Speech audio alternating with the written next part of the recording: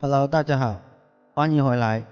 本节课程讲解做虾鱼腹的配料准备，请大家继续观看。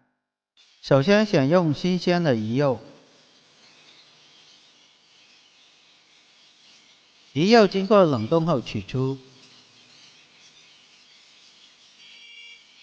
去皮把杂质去除，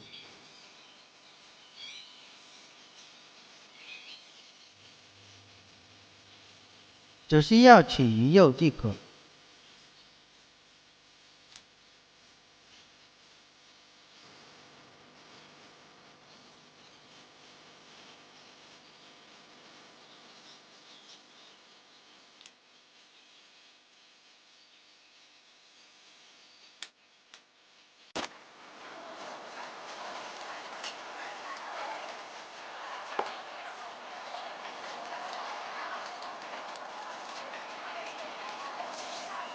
鱼肉取好后，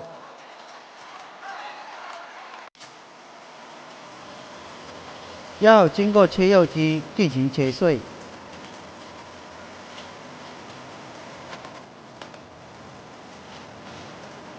一般要经过3次的切碎。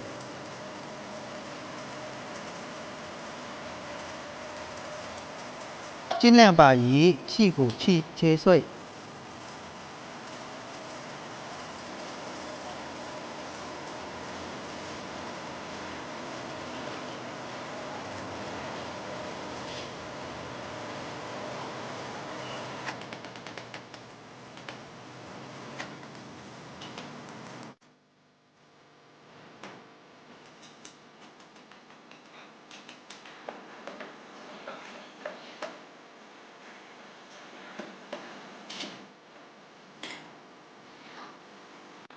切好后，又经过捣碎机进行捣碎，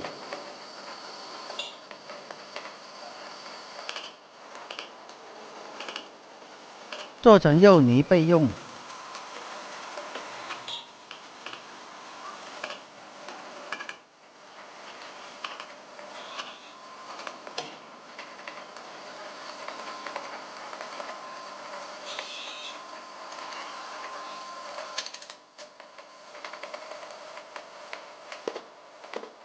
捣碎了鱼肉后，这时要准备好配料：鸡蛋、鱼肉泥，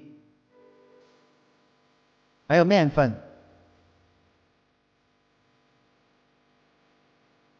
本节教程就讲解到这里，欢迎观看下节教程。